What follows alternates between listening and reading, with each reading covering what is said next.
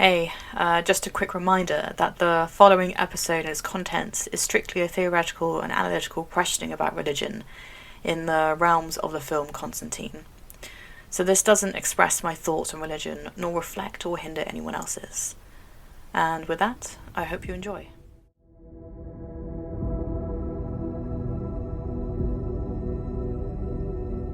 Influence and balance play a complicated dance within the realms of heaven and hell, with us, the human realm, being in the middle. We have whispers in our ears, seeds of thoughts placed in our heads, love or hate bubbling in our bellies, placed there by others. But surely, is our choice to act on them? Is there a true form of free will? Or are we all simply waiting to be tipped on whether to act on these evil or good deeds?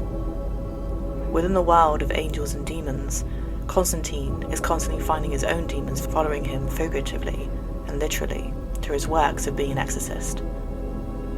But with every action, the reaction, the effect, can have consequences. And sometimes, whether they have good or bad intentions, doesn't necessarily mean that is what you're going to get.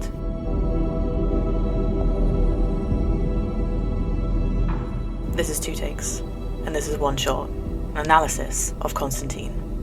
Spoilers are ahead.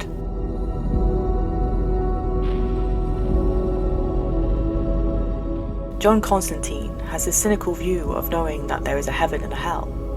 He doesn't believe, he knows.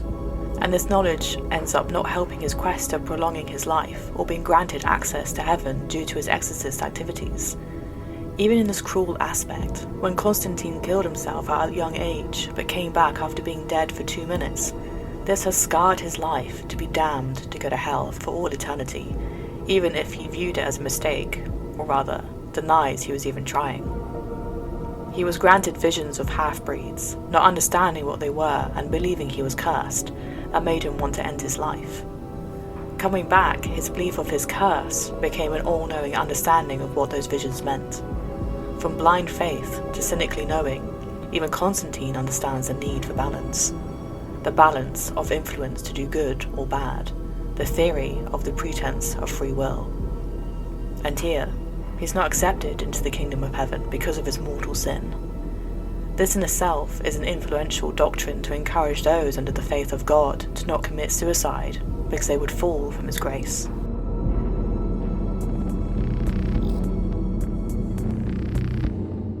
And this can go further.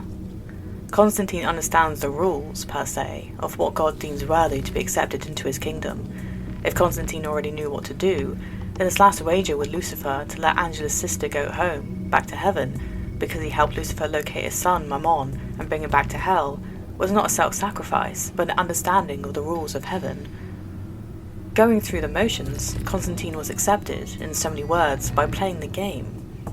Was his self-sacrifice done through free will, or by playing part in the games of angels and demons? Chosen to have visions, chosen to stop Mammon. Was his choice of killing himself have a bigger part to play too? If you saw hell and then came back to life, would you try everything not to go there ever again? I would. So we can understand Constantine's insatiable need to do something about this. But if he didn't kill himself, he would be struggling to understand the visions, being terrified for life. And let's face it, sooner or later, his actions or inactions would lead to a definite say in whether he went to heaven or hell. In this story, his act of killing himself was a bigger part to play because it influenced Constantine's need to find ways to get into heaven. And thus, Constantine, it seems, was chosen for this foreshadowing encounter with the Spear of Destiny and Mammon's want of reigning in the human realm. This could be said for Angela also, wanting to understand and feel closer to her dead twin sister, asking help from Constantine to learn and see what Isabel saw without turning back. All it needed were the pawns, all put in place. I say pawns because Constantine actually explains to Angela about the proxy war that heaven and hell are currently undertaking in the human realm, based on who could win mortal souls strictly through influence alone, no direct contact, hence the birth of half-breeds. Influence that can nudge someone in the right or wrong direction, but it doesn't mean we should listen, right? People are capable of anything. and their decisions alone are now questioned because of this wager, this war between God and Lucifer. Is it free will, or is it fated for us to do bad or good deeds based on being influenced?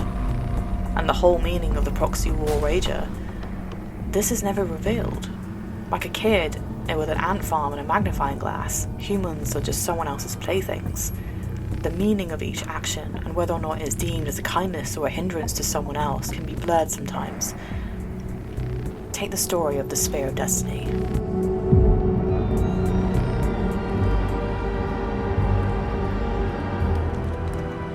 The Spear of Destiny is revealed to also be known as the Spear of Longinus, the name of a centurion who used the spear to pierce Christ's side during the crucifixion.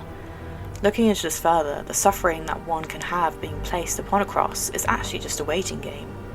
Death by starvation or asphyxiation, since the position in which the person was suspended would stretch the muscles in the lungs and make it increasingly difficult to breathe. And so, many were crucified and suffered longer than they would have thought. And through this suffering, there were two different ways of being merciful, which either prolonged the suffering or increased their chances of an early death.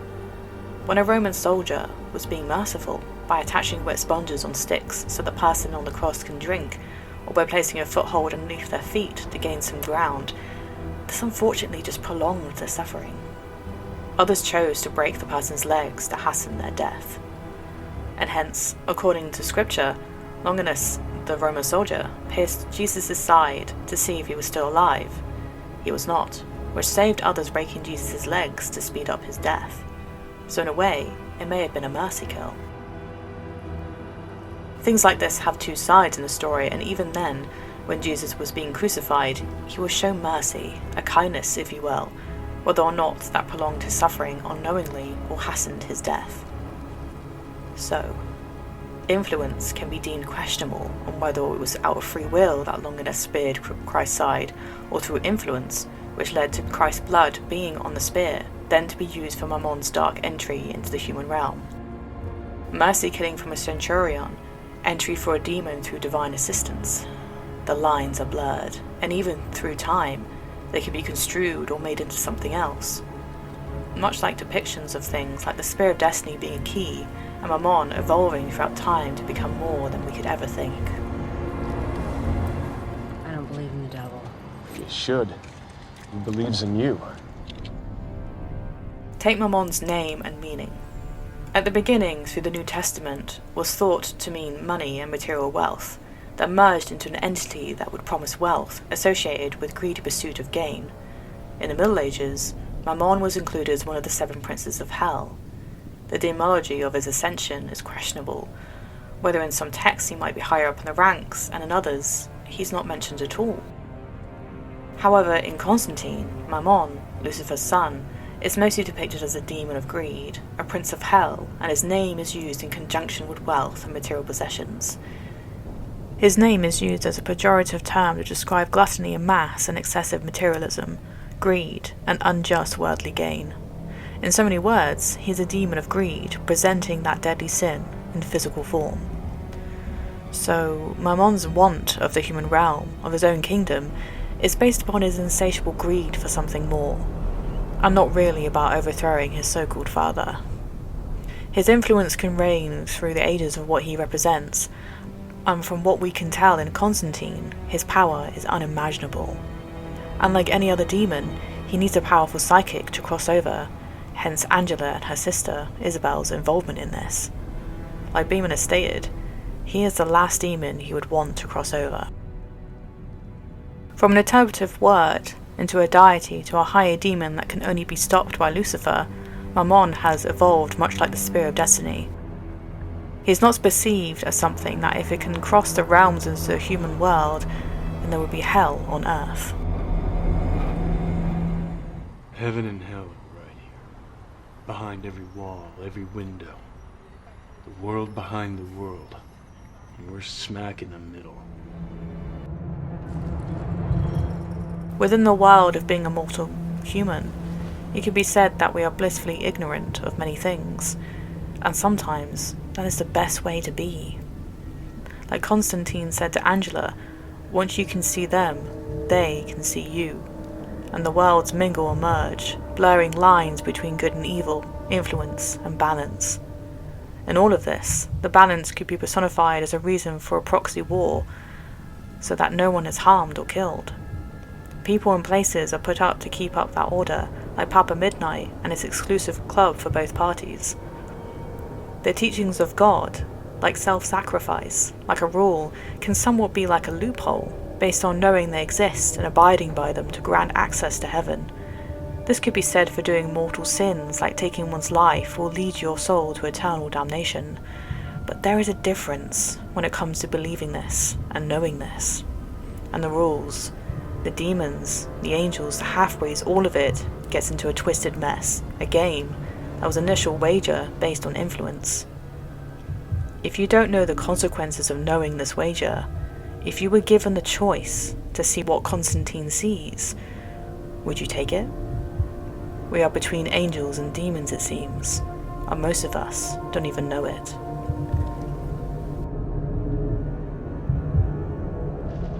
Thank you for listening to this episode. If you enjoyed what was said, then please support the show from my Patreon.